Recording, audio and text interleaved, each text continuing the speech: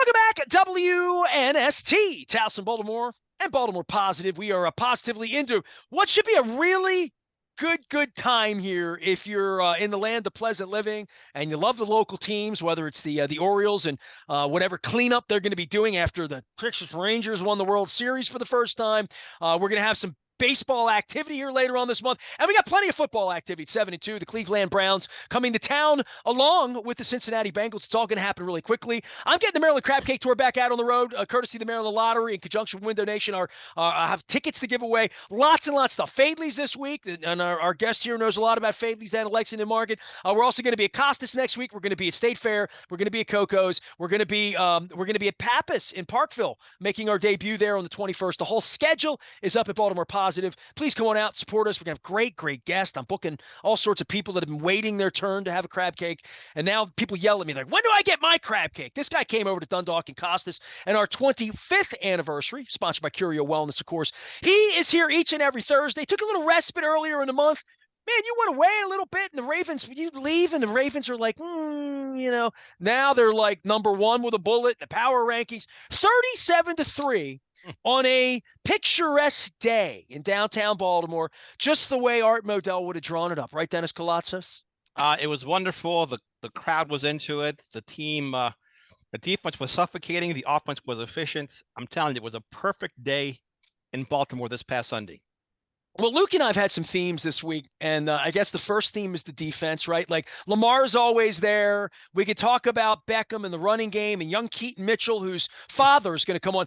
Dennis, I had to look this up. Leonard Raskin challenged me. He's like, was Keaton Mitchell on the planet when his father didn't? No, he was not. He was not conceived. I have Anthony Mitchell coming on this week. That play happened in January of 2001. Keaton Mitchell was born in January 2002. So I'm going to talk to Anthony about, he must have had a hell of a celebration that spring, to bring Keaton into the world. But dude, we're old enough now that we're seeing the guys' kids run around out there, including Orlando Brown, which, he's long gone, right? And we'll see him next Thursday night here trying to beat us. But we're in a different era here, brother. Look, I pray that we're here long enough to see their grandkids play. That would be a phenomenal blessing, but we'll take it one day at a time. And Keaton Mitchell is certainly a great story in a season full of great story thus far for the Ravens. But I think we can all agree this team will go as far as Lamar Jackson will take them. He's got to stay upright. He's got to be available looking ahead in December in order for us to continue this party, the celebration. But what's in front of him right now, Nestor, is the number one seed in the AFC for the playoffs. That's what's on the table, and we'll know in a few days after they take care of the Browns and the Bengals how far they're going to go towards that process, to that end. Yeah, I don't want to give any benefit to Chad Steele for throwing me out, but Sunday on the couch, beginning at 9 a.m., and we'll have some surprises from Europe later in the week around here as well. But beginning with the Miami-Kansas City game, and then I watched the Ravens dismantle Seattle, and all the 1 o'clock games. Like, they were bad team versus worst team. Like, all the 1 o'clock games. Then 4 o'clock happens, and there's that Dallas-Philadelphia. And then at night, I'm friggin' worn out. So was Joe Burrow's thumb, right? And, I mean, all I could do, like Fred Flintstone and Barney with toothpicks in the eyes at 10 o'clock to stay awake. But, man, it was a playoff kind of day on Sunday with playoff caliber matchups throughout the thing. And I'll tell you, Cleveland and Cincinnati are emerging at this time. They're getting healthier. They're better. We're getting better versions. And I think when you lose your running back and he's one of your best players, now Myles Garrett will make a statement for that, and Jim Schwartz will this week. You're seeing teams that have seen us twice now, and we've seen them twice. The division's at stake. The Ravens have a really comfortable lead, which makes me itch because you and I have been at this 27, 28 years now. They don't ever have 2-game leads or game and a half leads. They're never they're always the stalking horse, right? Forever with Pittsburgh, even sometime with Cincinnati, never with Cleveland. But this is a different space for them, and they are as healthy as they've been. And you mentioned Lamar. Boy, Luke and I did a half an hour before we got to Lamar talking about the defense at this point and what the defense is trying to do, giving up 3s and 6s and pissed off about it at home. I mean, that really goes back to a different era, Dennis. It really does. Yeah, but they can't win without Lamar. We saw that last year in the playoffs. They had Cincinnati on the ropes, and then that awful 14-point swing after that Tyler Huntley fumble on the goal line. So to me, yes, defense will win championships. but you still have to have the dude. You got to have the quarterback. And the nice thing about him is he's being very calm back there in the pocket, very efficient with the ball, and now with his run pass combination, thunder and lightning with Gus the Bus and Keaton Mitchell, the sky's the limit. And the other piece to this, Nestor, is Kansas City. Their offense isn't as scary as it once was. Their defense is better, maybe, but they don't have any superstar wide receivers. Travis Kelce has certainly lost a step now at 34 years of age. So if there was ever a season to take down the Chiefs, this is it. This is their window that's wide open for them right now. What you're saying to me is you want the Ravens to have the number 1 seed so Yes. that Taylor Swift comes here. Never thought of it that way, but great angle. Wouldn't hurt. What's an angle? I mean, it's an angle. I'm just saying. Angle. Dennis Koulatsos is here. He'll have his own angles on Thursday from 3 until 5. Driving you home on the Sunday Sports Voice. Heard again on Sunday morning before the game. And I love that you and Luke get together and have long forms on Thursdays. We run them early in the show, usually 3 o'clock hour. But then you'll hear Luke and Dennis here on Friday and Saturday. You hear me and Dennis cutting it up. We did a whole thing on the Maryland Stadium Authority last week. I'm following that up in a big way this week. I'm chasing down the governor who was allegedly getting together with me later on in the month. I've got a dozen crab cake tour stops. The mayor is involved as well in all of this. But the defense and taking center stage for the football team and Roquan Smith, I talked about this summer, and I know I said this to you back in August. All this oxygen for Odell Beckham and his money and Lamar's contract, and even Dobbins was still in play then, and Todd Monken, and we all hate Greg Roman, and he's terrible. Boy, the defense is the side of the ball that hasn't taken any time off. It's gotten healthier. And this is a nod to Eric DaCosta and George Kokinis and really the organization over the lifetime, over this century, whether it's we're going to identify Trevor Price, we're going to identify Matt Burke, we're going to identify Anquan Bolden, we're going to identify Steve Smith, we're going to maybe make some mistakes on Jeremy Maclin, or maybe just hit a single or a double with Mike Wallace or whomever those players are going to be. But the Odell Beckham thing took up all the oxygen, and Lamar's contract took up all the oxygen. But the biggest things that have happened here for this franchise to make this a Super Bowl team. Now, Lamar came out of the box on the 32nd pick, and the revolution and everything they tried to do on that side of the ball, running it, Willie Snead, bringing in offensive linemen. The under the radar, the unsexy thing is when you trade for a lottery pick that you'd have to stink really bad to get Roquan Smith, you pay him market money before you know him, before you've met him, you've given him $80 million, and he comes in and shows you why. But then you find Kyle Van Noy, you find Jadeveon Clowney, you unearth Geno Stone to make him this player, Brandon Stevens, who you tried to get on the field, you draft Hamilton, you draft Queen, these first-round draft picks. Humphrey is going to the Hall of Rich at this point. Matabike is leading the team in sacks. I mean, this isn't any one thing. This is everything. And this is Mike McDonald being in the same position that Marvin Lewis was in, which is got a lot of toys in the garden, and McDonald's going to get a job out of this. Whether they win the Super Bowl or not, I believe that. But this is really about having really good pieces and identifying guys like Kyle Van Noy and Jadeveon Clowney and Roquan Smith in other uniforms and saying, we're going to bring them here and we're going to make them even better than they are. Yeah, it's just been an amazing run for all the things you just mentioned, Nestor. The defense has been amazing. You were early on them in the preseason. Mike McDonald certainly is the name that's getting hotter and hotter out there. In fact, I've been telling people he's terrible. He's the worst coordinator I've ever seen in my entire life. He's no good. It's just the players. But no, give him credit. His schemes are very good. The players are fresh. You can tell they're having a lot of fun, Nestor, and that's contagious, right? Patrick Queen's having a lot of fun. Kyle Van Noy. I saw him on the Pat McAfee show 2 or 3 weeks ago. He was sitting there in a sweatshirt, just cutting it up. Next thing you know, he's on the Ravens and making a difference, right? That's the amazing part, how they've been able to get guys like Clowney and Van Noy to show up in good shape and make a difference right away. Well, Van Noy brings in a pelt, right? I mean, saying we got Justin Tucker, he's won a Super Bowl. Okay, and Harbaugh and all that. But when you inject that into the huddle, and this is where Burke and Bolden and, Steve Smith, they've tried to bring in players that can breathe some of that into a franchise that, quite frankly, no offense to Ronnie Stanley, who's not earning his money, or Marlon Humphrey, who likes to run his mouth, or Lamar, who's Lamar, right? Guys haven't won anything. None of these guys have won it. They've won one playoff game, and they're banging around 6, 7, 8 years Yeah. into this. And Kyle Van Noy comes in and says, I dealt with Belichick's ish. We got to do things differently around here. Roquan Smith comes in and says, I've been 2-14 every year. I don't like losing. Right. You know what I mean? Like, and Yeah, that's a great point. That's a great point, Nestor. When those voices are amplified, the championship caliber voices, whether it's Van Noy or a guy like Roquan Smith, those are or the guys Odell you want. Beckham, who won a ring, by the way. Yeah, Point but that those out. are the guys you want your mouthpieces, not the guys that have been here for a while and haven't gotten over the hump. I think that's a big, big difference right there. Yeah, You I just don't hit want to on it. hear from Mark Andrews or Yeah. Ronnie Stanley or Marlon Humphrey or even Lamar about big games. I mean, like, you guys beat everybody's ass in 2019, and then you went out there and couldn't make a fourth down, and then you kicked the ball around, right? Like when it mattered at home in front of our fans. So the fact that these 37-3 beatdowns exist, that's the kind of tape I need to see for me to go up to Hollywood Casino and buy in, right, on December 1st when I'm doing my thing up there. Leonard and I got together earlier, and we talked about this as well. And Luke and I talked about this. And you're at the game. By the way, what a beautiful day to be at the stadium for you, right? I mean, that's the day. That's why you have a season ticket, right? It was gorgeous. It was. I had a jersey on. I had a Mark Andrews jersey on, and I had an Under Armour, long sleeve shirt underneath of it. And that's all I needed. Sat in the upper deck, and it was just a beautiful, beautiful day. And I was surrounded by a very, very enthusiastic Raven fan base. I thought they showed up.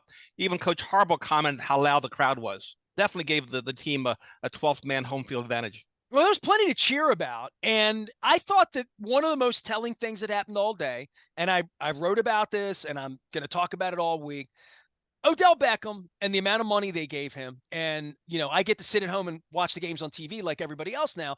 And Tony Romo and Jim Nantz, when they come to town, if you're paying attention, if you're watching the game and listening, there's information that if I were embedded over there, I wouldn't be getting, certainly not at this point, right? They'd be lying to me. They're telling him the truth. So when Tony Romo tells you, this is what Lamar didn't like about Greg Roman, that's stuff that they wouldn't have been talking about last year. So I'm sitting at home and I'm picking all this up.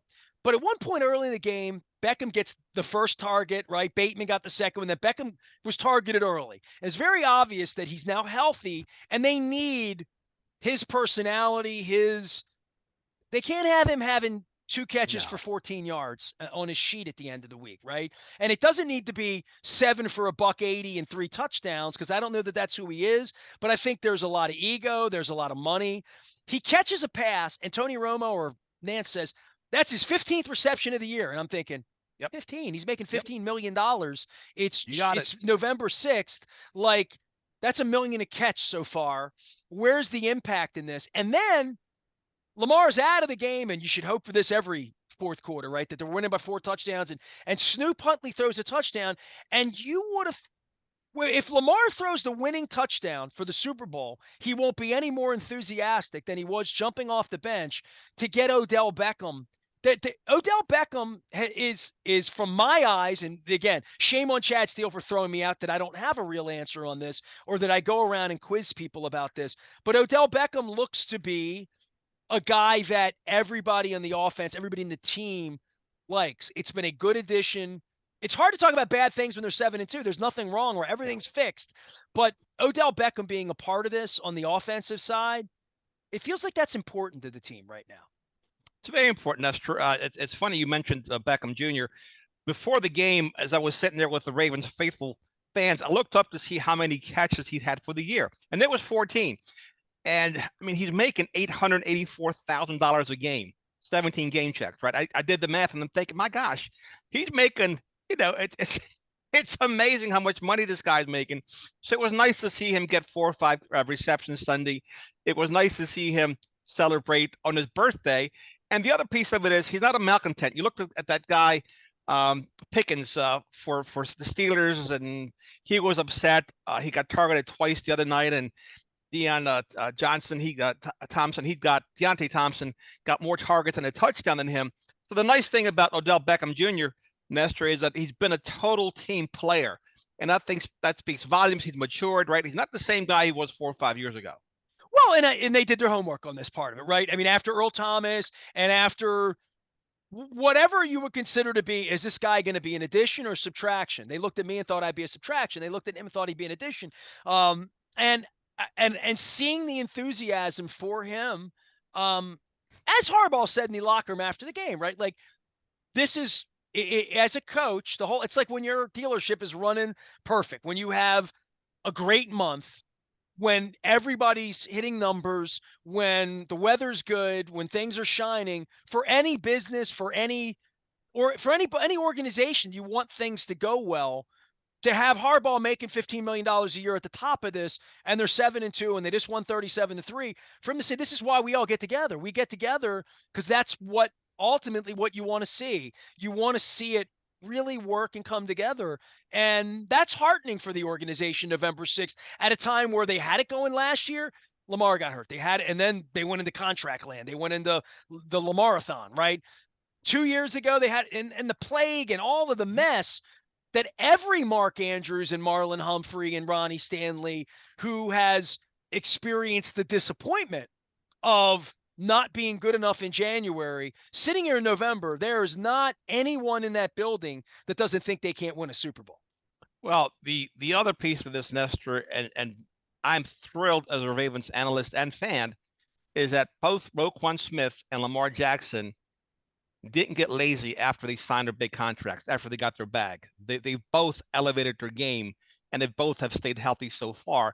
And that's exactly what you want to see when you invest that type of money in these players, because we've seen it with the Ravens. It hasn't always worked out, whether it's Ronnie Stanley or Ladarius Webb or Earl Thomas. Sometimes teams do make mistakes, but so far with Lamar and Roquan Smith, your two leaders on both sides of the ball, so far so good.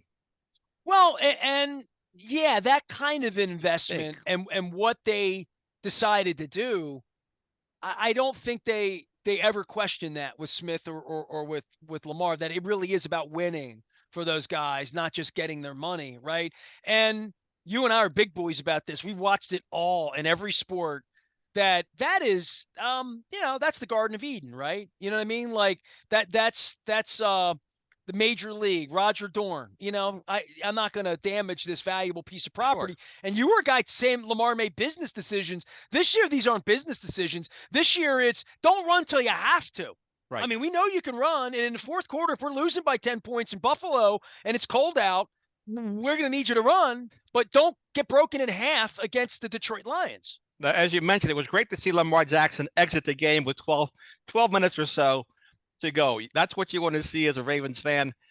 Shades of 2019, though. I think a lot of us are feeling that way. That team was dominant in the regular season.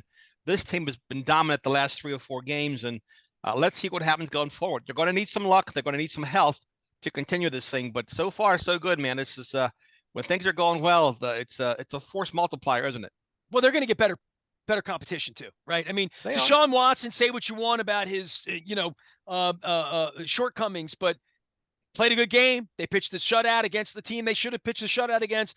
They're coming at the right time. Cincinnati's going to be on short rest and on the road, and the Burrow finger thing, but they did what they needed to do to beat the Buffalo Bills, right? So, and it feels like his mobility is back. We're going to get everyone's best shot, whether We it's are. Justin Herbert on the road, whether it's whatever San Francisco is going to be on Christmas night. We're going to see Tua Tagovailoa as well. I saw him and his brother's commercials over the weekend as well. We're going to see the Steelers at the end looking to wreck things or wherever they're going to be, and they keep winning even though it's not pretty. Um, Yeah, I mean, there are no more bye weeks here for this team. now, right now, all 4 teams in our division are playoff bound. They really are, which is amazing. 9 games into the season. Which makes them even more dangerous on Sunday. Of course, of course. Every game's important, but look, and they got to travel to Jacksonville as well. It's always been a tough out for us traveling to Jacksonville, and they have Trevor Lawrence. It's an ascending team. They're probably still a year away, but again, any given Sunday, they can certainly lose. You say ascending teams. Cleveland, ascending team. Cincinnati, ascending team. I don't know what the hell the Chargers or the Dolphins are, but I know they're good teams. They're much more credible than the Arizona Cardinals, than some of the bad teams we've seen. I don't think Detroit and Seattle were bad teams. I think styles make fights, and these NFC Yeah. teams that aren't prepared for Lamar's speed. But I think the defense is ready to lunch pail, but they're going to see better quarterbacks. The defense, offenses are going to make plays on the defense in a way that we haven't seen in a couple of weeks, and we're going to have to see how they respond to that, because I think these next two games are going to be a lot tougher than the last two home games. I tell you how encouraged I am, Nestor. When I got home after the game, I got online and started looking at plane tickets and hotel reservations for Vegas. I mean, I think this team's got the inside track to get to the Super Bowl this year. I can't believe you just said that. That's a spoiler. That's terrible. No, no. It's just planning for the future. Just trying to be a good fan and analyst and make sure that I'm there, because I missed the 2000 Super Bowl in Tampa Bay, made the 2012 one thanks to WNST, and I'm not going to miss another one. It's just one of those things that tell everyone that if your team gets to the Super Bowl, you got to be there. You got to go. All right. Well, I'm not making that commitment, but I will make a commitment to take you to U2 the night before at the Sphere. The Sphere is something else, by the way. We saw it a few months ago. That thing is phenomenal. Really is. Well, I went inside that thing last week, Oh, and did you? You were inside of it. That's amazing. yeah, and I saw you too last Friday. You were away and ill, and Okay. we'll talk about that next week. Yeah. Sounds good. I met Alice Cooper. Oh, that's amazing. Radio star Alice Cooper. I didn't do the Wayne's World thing. I didn't do the "we're not worthy," I didn't do that. But well, I'm glad you didn't.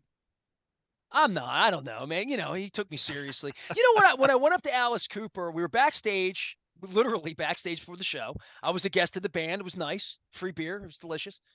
Had a couple Peronis. It was fine. I wasn't Nice. driving. I was walking. The Sphere was trippy. But, I Yeah. went up to Alice Cooper, and this is what I said to him. I said, I just want to thank you for having my cousin's jersey on the wall at Cooperstown in Arizona. And he Nice. said, human vacuum cleaner, greatest shortstop ever. And I'm like, that's what a guy named Aparicio wants to hear. Thank you, Mr. Cooper. So I thought he owned the radio station out in Phoenix. Every time I'm out in Phoenix for the Right. owners' meetings or out there, he's always on the air, and I thought he must have owned a piece of it as an FM. He said, no, I never owned it. He said, I thought I was going to do it for like a year, and I wound up doing it for 20 years. And he loved being on the radio. He does a radio show in Crazy. Phoenix. Well, good for him. But he was performing in Las Vegas the next night. I did not know Nice. that, or I would have said something to him. But we talk baseball. He was talking 69 Sox. He's a Detroit Tigers fan. I'm like, well, we're Okay. both suffering then, aren't we? Right. So, Absolutely. That's good 84 stuff. for him and 83 for us. All right, Dennis Koulatsos stuff. will be here on Thursday from 3 until 5. He'll be back on. So what do you got with cars? 0% financing. I know you're selling veterans. cars, right? We have Veterans Day weekend coming up. Veterans out there, they're getting a 5-year, 100,000-mile powertrain warranty. Even in the household, anyone living with a veteran gets that. It's a big deal, plus an extra $500. So we're taking care of our veterans, our military, this Veterans Day weekend. That's the big story. It's almost like Rob Gronkowski in that commercial, right? You can just be related to one, right. Just be related. Just be part of that greatness, that legacy of our military, which we love. And Ford Motor Company is certainly supporting them this weekend. My grandfather served in the U.S. Army back in the that's 1920s amazing. and 30s. So yeah, Thank you for his service. It's so I amazing. know I could get in, I think. And my You can get wife's in. dad served in Vietnam. So my uncle, uncles don't count. I think it's grandfather and parents. So I do have a grandfather that served. So there. Good stuff. Come I and save some money. qualify. There you go. Come and save some money at Coons Ford. All right, I'm wearing a Coons badge here. You can find Dennis out at Security Boulevard, and I'll always find him out at the front of Baltimore Positive. He will be here on Thursday from 3 until 5, driving you home. No one more excited than the 7-2 Baltimore Ravens than Dennis Koulatsos here on Thursday, and again on Sunday morning, getting you ready for the Cleveland Browns. Luke is out in Owings Mills all week. He'll join Dennis on the show Thursday and Sunday as well. I'm doing the Maryland Crab Cake Tour presented by our friends at Maryland Lottery this Friday at Fadley's, next Tuesday at Costas. The whole schedule now up at BaltimorePositive.com. Stay with us.